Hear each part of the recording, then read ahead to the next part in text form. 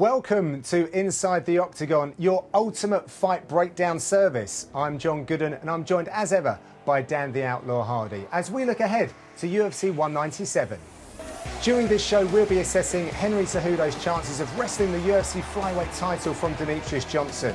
Mighty Mouse has been here before with 7 title defences. His longevity is unparalleled in the organisation's current pantheon of champions. Cejudo's Olympic gold medal testifies to his undoubted potential. Unbeaten so far in his UFC career, the messenger will need to deliver his best performance. The breakdown is coming up. So Dan, we have another championship bout in the co-main event at 197. And if you are Henry Cejudo or his following, perhaps look away as we read the stats of Demetrious Johnson. They really do stand out. So impressive. They do. He's a very impressive champion, but we can't forget Cejudo's got the gold of his own. He's an Olympian, he's a gold medalist, he's a very high level wrestler, and there's a lot of confidence that comes with that. Plus, unbeaten in 10 fights. There's no reason for him to believe that he can't step in there against Demetrious Johnson and get the job done and take that belt and add it to his trophy collection. Well, he's actually been saying that he believes Demetrious Johnson is scared and also going on about how he's boring. I think maybe if he finds it boring that Demetrious Johnson is winning all the time, he's looking to break that. Personally, I love Demetrious Johnson's style. Yeah. But let's have a look at Henry Cejudo. You were just talking about the Olympic gold medal in wrestling. However, that's not where it stops. This guy is very good at the striking basics, but also he's now put that forward and he's finishing elite level opposition. Well, it's what's winning most of his UFC fights for him. And, it's not like he's fighting nobody. He's fighting high level strikers. Guys that have already contended for the title, like Chris Carriasso.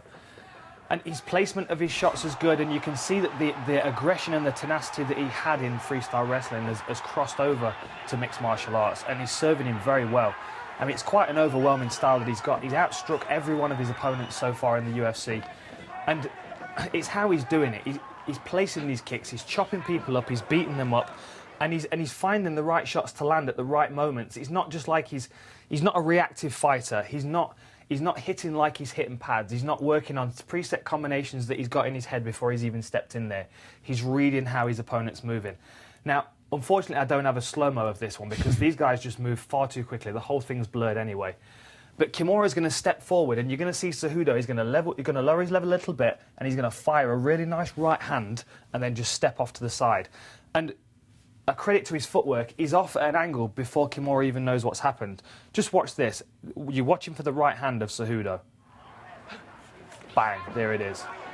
Beautiful. What I like about that right hand as well, Dan, is that he fires it from that point of the chin and brings it straight back. Yeah. It's not pre-cocked or anything like that. Not at all. No, he's very crisp technical striking. And look at this. Look at the extension on that punch. It's important to note as well that not only is he moving forward and striking aggressively like we're seeing in this punch, and look at that straight line from the back foot all the way to the fist. He almost looks like he could be 6 foot there. He does. That's probably about a 6 foot reach, actually. Beautiful extension on the punch. Lands it right at the end of the punch extension, which obviously is going to have the most force behind it.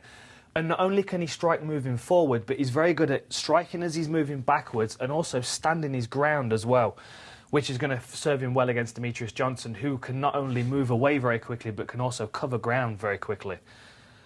So we can't discount his striking ability. The other thing that you've got to be aware of is that he can also level change and put you on your back at any second. And that just makes the whole fight easier for Cejudo. He can cover distance with his striking much quicker, and he can also wait and start timing that takedown whenever he likes, so he can take it into his world, although striking is very much looking like his world as well. Well, talking of his world then, let's put his world up against DJ's world and see how these contrasting striking styles compare. Well, we know about Demetrious Johnson. We know how quick he is. We know how high his striking rate is. We know how beautifully placed his punches and kicks are. One of the strikes I want to talk about is this knee on Chris Carriasso. I mean, look at that. That is reading an opponent perfectly. Carriasso lowers his level, not sure what's going to happen. Perfectly timed for the knee. And that's all about Demetrious Johnson reading that opportunity. That's not a preset strike that he's been working on. That's something that he's spotting in the moment. Again, with the Joe Benavidez knockout, these two guys have fought in the past. It was a very competitive fight. I'm a big fan of Joe Benavidez and his style, and I really thought that the second fight was going to be quite different.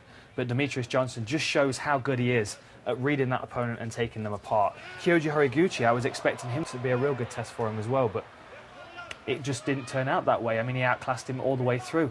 Ali Bagatinov, same thing again. And this was beautiful to watch as well. Watch how he shoots in, level changes, and then comes straight up into a tie clinch. This is going to be something that's important for Cejudo, given the fact that we at least expect him to have perfect takedown defense in this fight. It may not be the case, and we'll discuss that later. But watch how he moves forward. He level changes, causing Bagatinov to lower his level, and then he comes straight up without hesitation, goes for a grip, switches to a tie clinch, lands a couple of knees, and then a beautiful elbow on the end as well. It's like the whole thing is one language to him. Oh, it's yeah. not like striking, wrestling, and anything like it are separate disciplines. The whole thing has a flow. It's absolutely seamless, and this is what we're seeing at championship level, are these guys that don't hesitate when they go from striking to clinch work to wrestling. With both of these guys, you're going to just see seamless transitions from one to another, which means that this fight is going to be all over the octagon. I mean, it's going to be really difficult to keep up, particularly for the referee, I think. Well, time to involve you guys in this one. Thank you for everyone that sent in their questions. Let's go with this one here from Brad. How do you see DJ's takedown defence stacking up against the Olympic caliber wrestling of Cejudo? Good question. It is a good question. One thing I do want to mention, which I'm sure Henry Cejudo doesn't want me to mention, is the fact that when he fought Chico Camus, he tried to take him down 8 times and failed every time. Now, there is a distinct difference between wrestling for mixed martial arts and wrestling for the Olympics. And Demetrious Johnson is one of the best people to use as an example for someone who's got great wrestling for mixed martial arts, just like someone like GSP, who didn't have a wrestling background, but was able to develop his wrestling game specifically for mixed martial arts. And I think that's why DJ is very good at transitioning from one to another, because he learnt it without seams. Whereas Cejudo, he came from a wrestling background and he's added striking onto it. So there could potentially be a seam there, given the fact that they move so quickly that I'm not spotting it. But if we look at Henry Cejudo's wrestling, he's got a lot of different options. This is a beautiful inside reap takedown that he lands on Carriasso here, which from the other angle we can see exactly what he does. He circles him towards him, so he exposes this back foot here. This is the foot I'm talking about here.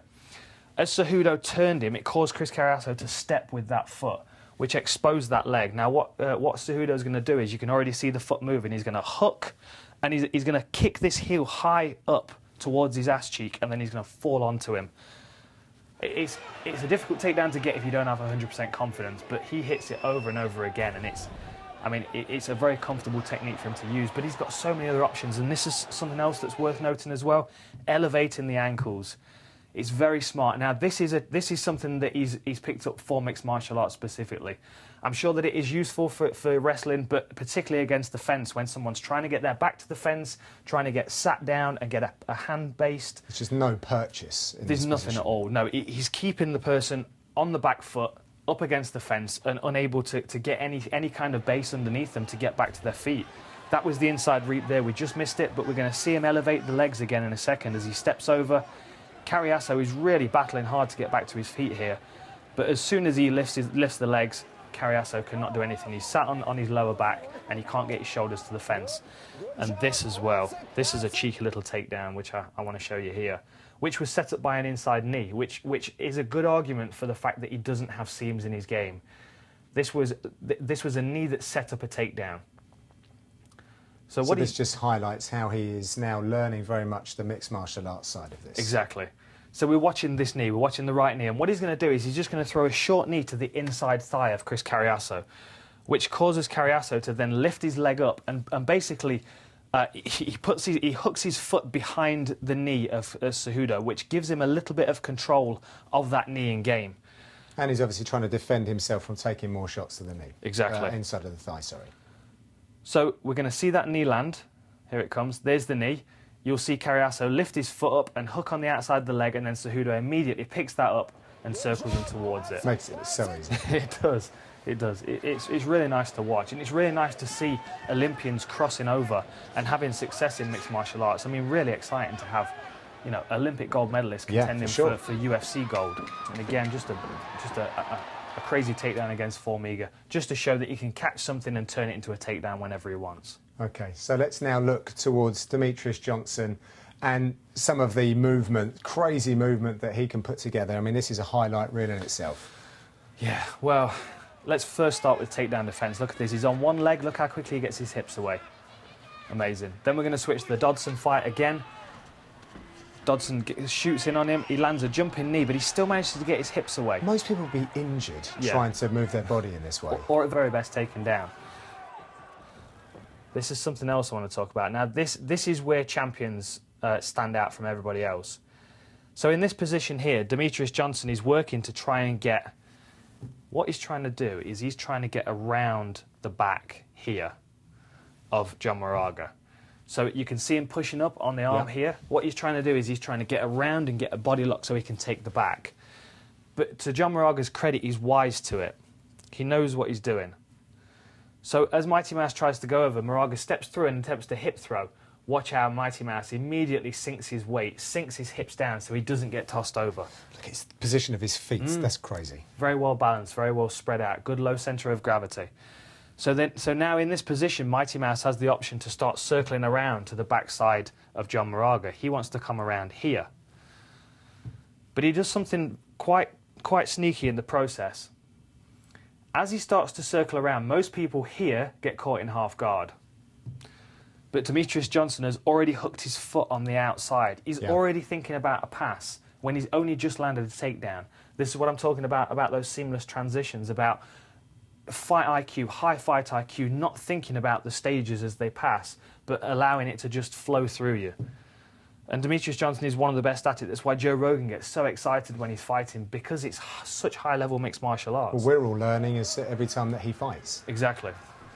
Timing on the takedowns as well. And look at this. Beautiful spin, takes the arm and just extends it. And he knows when he's got a submission as well. He knows when it's the right time to persist on a submission and when it's the right time to abandon it. You know, that seamless transition of going from one position to another, to a pin, to striking.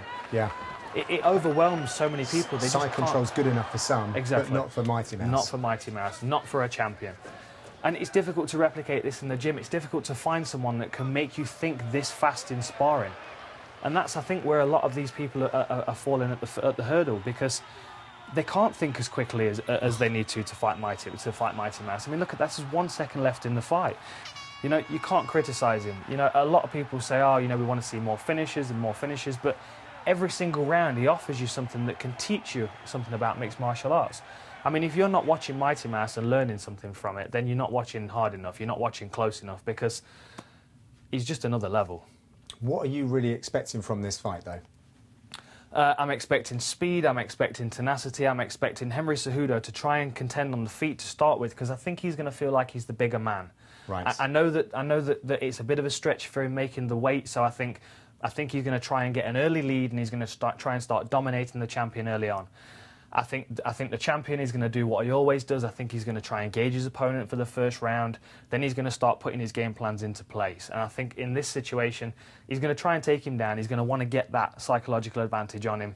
After that, it's all Mighty Mouse's game. It's whether he wants to strike with him, take him down and work his submissions. But I honestly don't think that he goes in there with much of a game plan. I think he goes in there with several options. I think he looks at his opponent, he pulls them apart and he says, OK, I can beat them in these different ways. And then he just takes what's presented to him. Seems to work.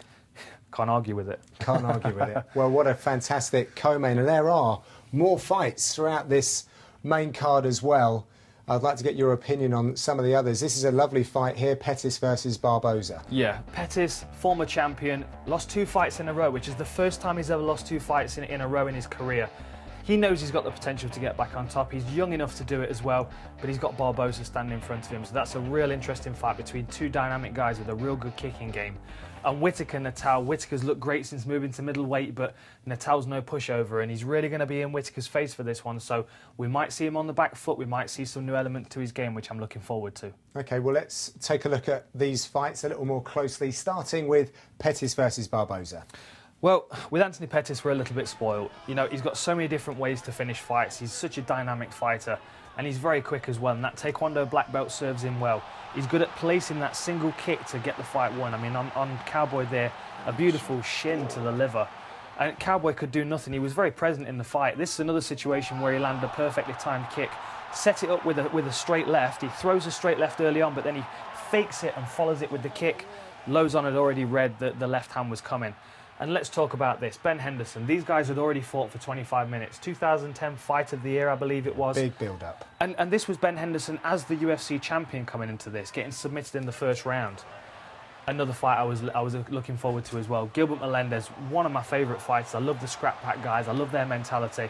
And he was really planning on taking it to Pettis, and he just left himself open here. I mean, Pettis wrapped this guillotine up in super quick time. And when he actually bailed over and rolled to his back, I was expecting him to escape that. So it just shows you how much of a squeeze he had on that. And same thing with Ben Henderson. Two high-level guys, black belts, getting subs. He must have something there. Must have some X factor. Exactly. Well, I think his technique is just on point, and I think that's all there is to it. But, you know, we can't forget he's got a real tough test in front of him. Barboza, another guy that's known for his kicking game, and I'm gonna have to talk about Terry Etim in a second, and I really hate to do it. Look at this body kick. Evan Dunham, I've trained with Evan. He's a tough, gritty fighter. But to be disabled by a body kick like that, look at that, perfectly placed, and he just folded in a second. There was nothing you can do about that. This was a great fight as well. Paul Feld, Edson Barboza. If you've not watched it, get online and watch it. I think it was Fight of the Night. These guys went back and forth, but it was Barboza's striking rate and kicking game that really did the job. Placement of this kick, look at that. Heel to the midsection. Right on the end of the extension. Yeah, credit to Paul Felder for taking that. And Tony Ferguson, another guy that's on a real roll at the moment. Had a great fight together. Bobby Green, another guy that's tough, that's very unpredictable. He didn't give in to the psychological games, and he came out on top with the victory. Again, you know, a beautiful kicking game. But the fight that we all think about when we think about Barboza ultimately is the Terry Etim fight, and we just warn you, it's coming up. We're going to be watching that in a second. Perfectly timed kick, perfectly placed. Oh. Yeah, and Terry Etim, we both know him as a good dude, but I'm sure he's sick of watching this as much as I'm sick of watching myself get knocked out. It's one of those things, you know. Sometimes you get caught, but credit to Barboza, a perfectly placed heel kick. Moving on to Robert Whitaker then, Dana White said he could potentially become the first Australian UFC champion. Yeah, no doubt, no doubt. I mean, that's a tall order for anybody, particularly in the middleweight division at the moment. It's really deep, but he's looked great since moving to middleweight.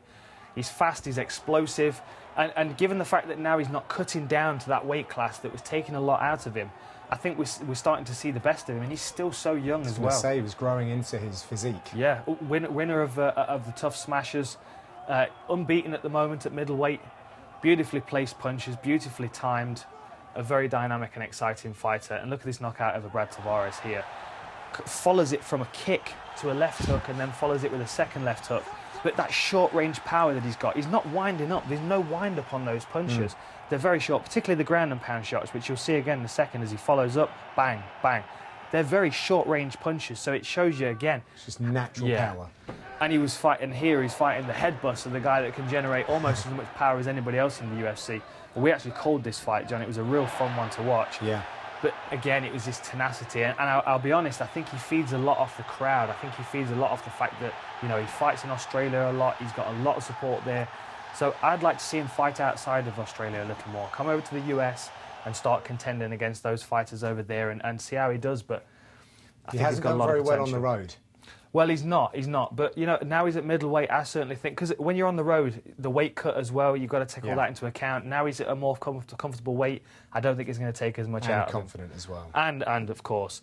But Rafael Natal is a very tough fighter. He's a black belt under Vinny Magalhães, a high-level black belt, which is going to upset Renato Laranja. I don't want to upset you, my friend. But his striking game is really coming on. He's confident in his hands now. He lands with power. He's working with Phil Nurse, I saw. Working with Phil Nurse, an amazing Thai boxing coach.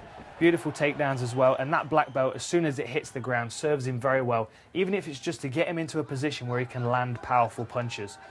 But, you know, for a jiu-jitsu guy, his striking is really coming on. And he's got natural power. That's quite obvious. Look at that placement there, right across the chin. He actually thought he won that fight, but he actually had to carry on a little bit longer. I've done that myself. I'm guilty of that. But, you know, this was a fight where he used those jiu-jitsu skills to get himself into a position where he could get the fight finished. You know, he didn't get the clean knockout on the feet, but when he got the mount position, he just rained the punches down on Kevin Casey and got the victory. And he needs a few more finishes in UFC if my opinion counts for anything. But this is going to be a tough one for him, definitely. 197 is shaping up very nicely. So excited. Indeed, but we have more to look forward to this season. And let's take a look. Next up, after that, we're going to see Overeem versus Arlovski in the very first event in the Netherlands. And after that, again in the heavyweight division, Verdum versus Miocic, 198 on May 14th for the heavyweight title. Heavyweight's taken over at the moment. They took over in Zagreb a little while ago, and obviously Overeem, Arlovski in Rotterdam, that's an exciting one. Two teammates fighting each other, always interesting. Yeah, heavyweight picture, super exciting right now. Well, that's it from Dan and I. Enjoy watching 197 and be sure to catch our other episode previewing John Jones's return to the Octagon against Avit St. Preux. And please keep your comments and questions flowing. Thanks for your company, and we'll see you next time when we break down UFC 198. Goodbye from us.